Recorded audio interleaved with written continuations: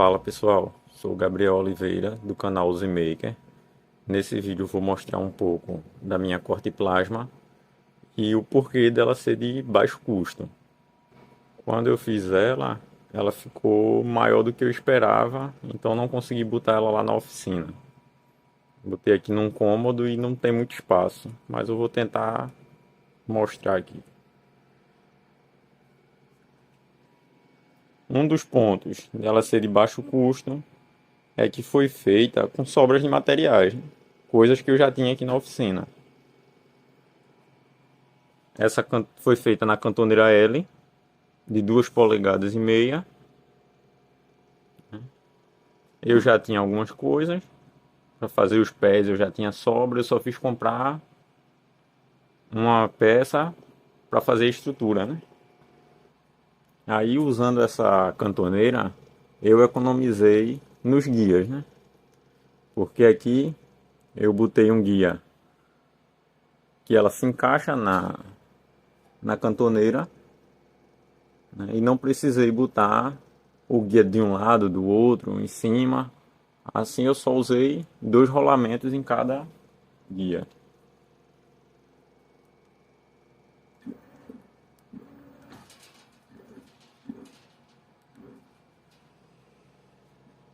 Outra coisa é que o movimento dela é por cremalheira.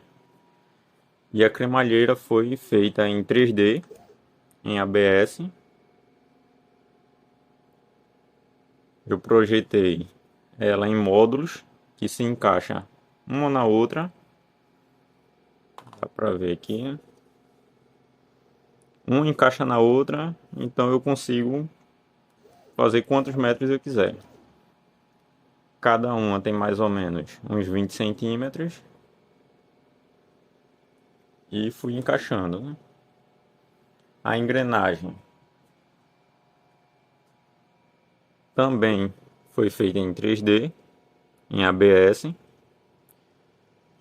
De vez em quando a engrenagem quebra um dente, aí tem que substituir. Mas aí eu posso substituir por uma de alumínio. Não tive tempo de fazer ainda e por enquanto eu só imprimo outra e substituo. Aqui as esteiras porta-cabo também foram feitas em 3D.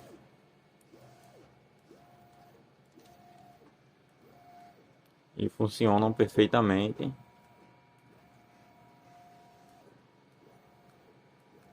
Eu posso imprimir no tamanho que eu quiser, né? Nessa, o arquivo original ele era bem pequeno. Aí eu tive que imprimir a 150%. Se eu quiser um pouco maior que essa, eu imprimo a 200%. Aí eu posso passar cabos mais grossos.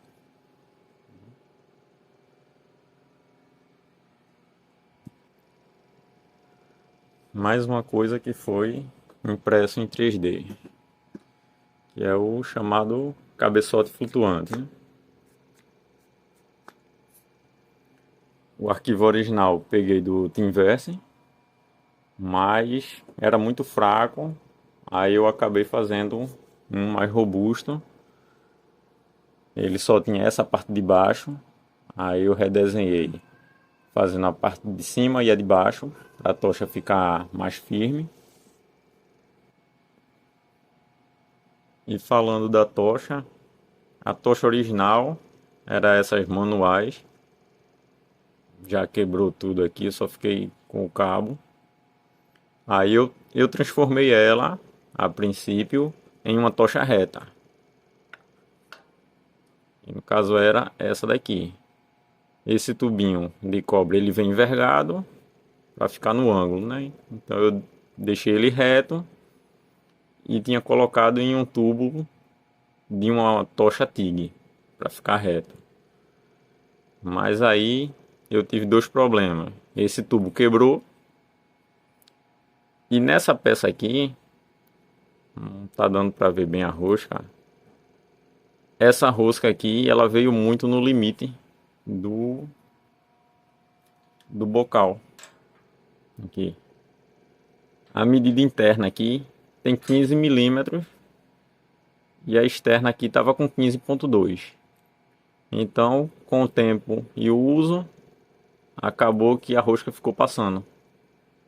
Então eu acabei fazendo uma outra peça dessa. Vou mostrar aqui. Essa tocha ela não tem arco piloto, então eu fiz essa peça que ela fica presa no bico, né, e soldei aqui, que é para ela não perder conexão.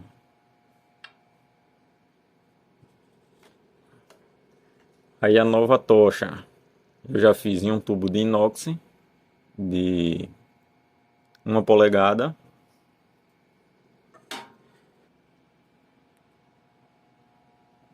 E essa peça eu já fiz com a rosca na medida correta.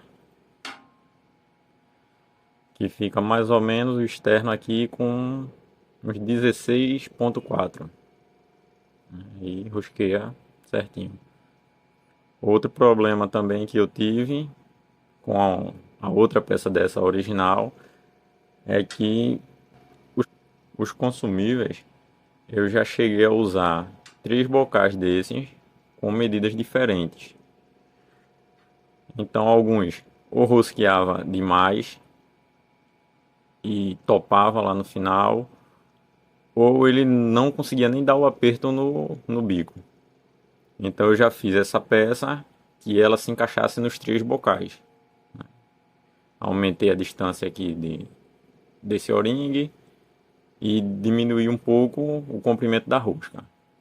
Aí agora qualquer um dos 3 bocais que vier numa compra futura, ele vai pegar.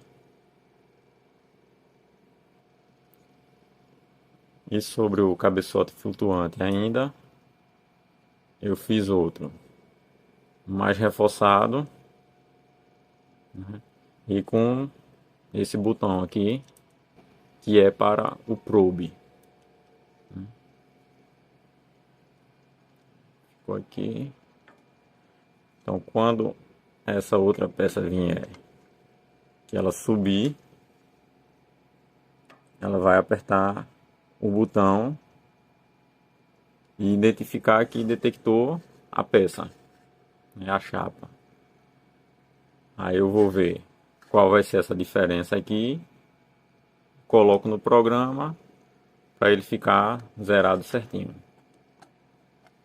Ainda não instalei, mas quando instalar eu faço outro vídeo mostrando ele instalado e como faz a programação para usar esse probe, e cada corte que ele for fazer, ele descer e acionar aqui.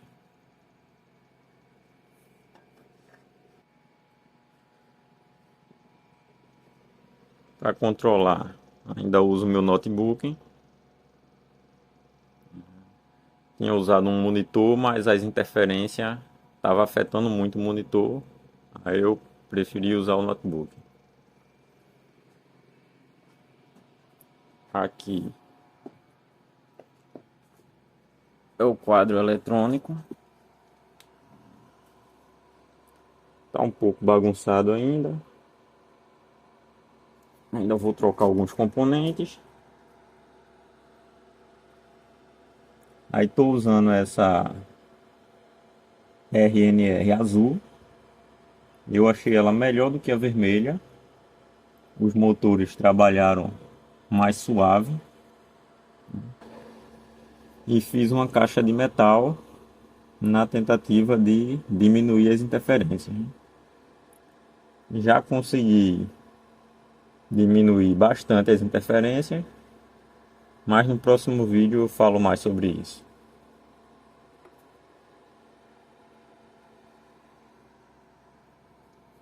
Aqui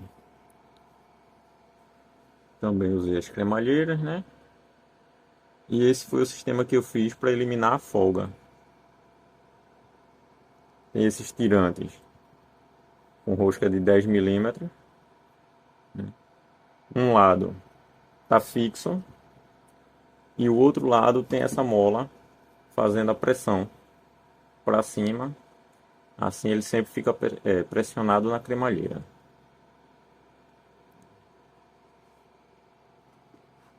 Aqui é a outra parte da esteira porta-cabo. Aqui ficou meio colorido porque tinha acabado o preto. Ainda teve um que foi branco.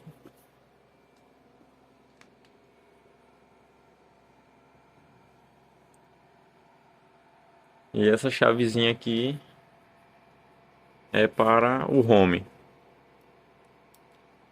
Ela encosta nesse parafuso, né, e faz o zeramento da máquina. Ela não está com esse fim de curso para o outro lado, mas está configurado o soft limit, né? Como ele funciona? Ele faz esse zeramento daqui e no programa eu coloquei o comprimento da mesa. Então quando chega lá no final, ele para sozinho. Nesse aqui eu já tinha começado a colocar e acabei fazendo dos dois lados, né? Mas esse lado não usa, só usa esse lado que faz o encosta lá naquele parafuso. Vou fazer uma demonstração aqui.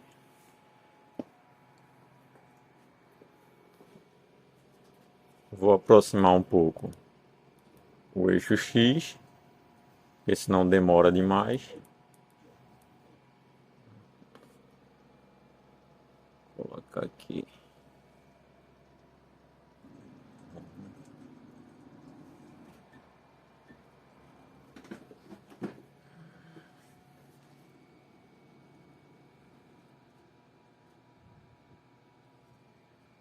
Pronto, já fez o referenciamento. Aí aqui no programa,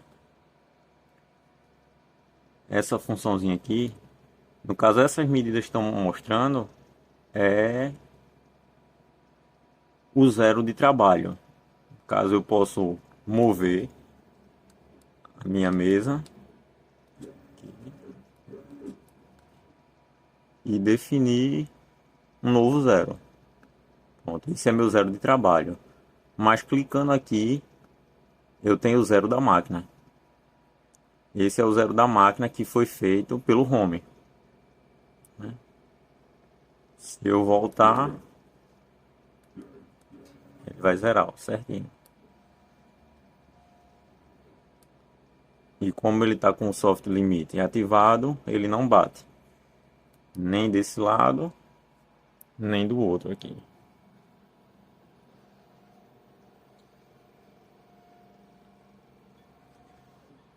Chegou no valor que eu programei lá, ele para.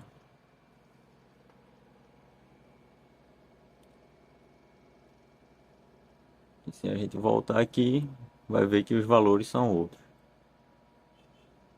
E vai ser um zero diferente da máquina.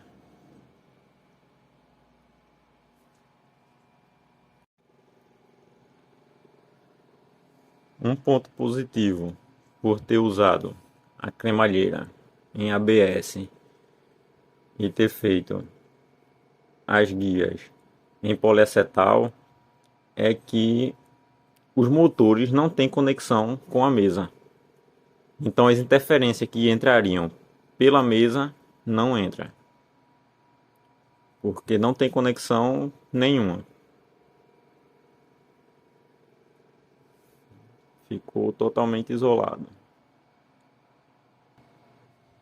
O eixo Z foi uma peça que eu tinha, é toda de aço, mas ela tem alguns problemas de folga. Aqui foi mal projetada. Eu encontrei num ferro velho, né? E ela tem muita folga. Então ainda vai ser modificada. Mas por enquanto ainda estou usando ela.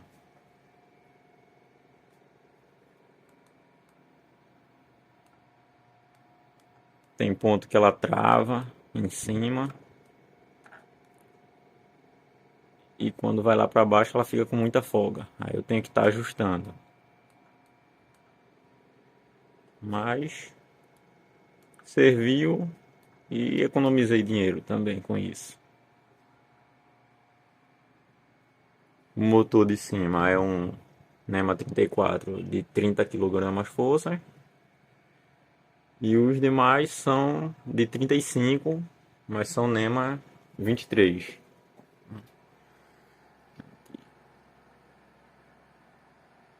Estou usando dois motores para o eixo Y, mas eu uso o mesmo drive. Como esse NEMA 23 ele é de 3 amperes e o meu drive é de 5 amperes, eu liguei em paralelo, só invertendo as rotações, né, para ele um girar para um lado e o outro girar para o outro. E nisso também economizei de ter um drive a mais. E funciona perfeitamente.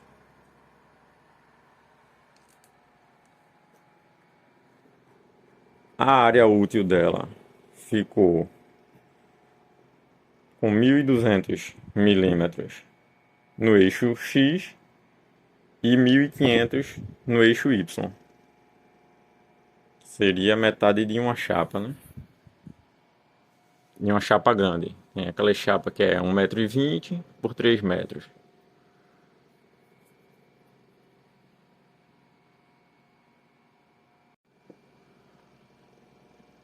O quarto eixo é o mesmo que eu uso na fresadora. Ele é um pouco limitado porque eu só posso prender tubos já cortados, né? Mas aí mais pra frente eu quero fazer um quarto eixo só para ela e que tenha um alimentador que eu possa colocar um tubo inteiro aqui, né? Mas por enquanto esse quebra meu galho.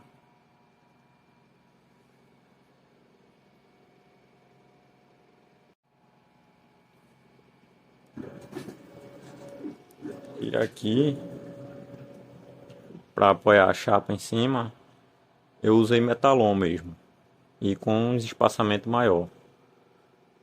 Geralmente é usado aquelas barras, né? Só que fica um pouco caro, né? Colocar aquelas barras de um canto a outro, né? Aqui eu botei o que? 5 metalons. Aí tem o de cima, que seria o de sacrifício, e o de baixo é para manter a estrutura. Porque se botar só o de cima, com o tempo ele vai empenando, né? Com os cortes aqui, ele vai enfraquecendo e empenando. Aí dessa forma ele fica com a estrutura e esse de cima é só o de sacrifício. Com isso eu economizo um bom dinheiro também.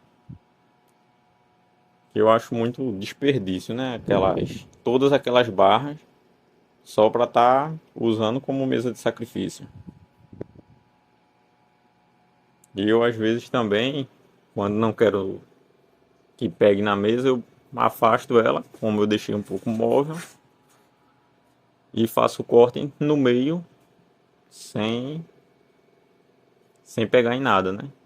Aí não fico gastando as mesas de sacrifício aí.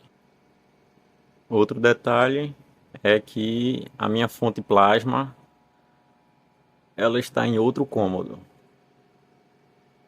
Porque nos testes aqui eu percebi que quanto mais longe a fonte tiver dos componentes eletrônicos, menos interferência. Não quer dizer que vai acabar com as interferências, mas vai diminuir.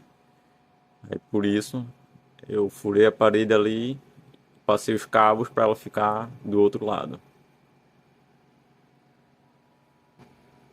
Esse vídeo foi mais um vídeo de apresentação. Como eu já tinha feito essa corte plasma antes de fazer o canal, então não tive como mostrar passo a passo fazendo ela. Mas eu tenho algumas fotos, algumas coisas de quando eu estava fazendo.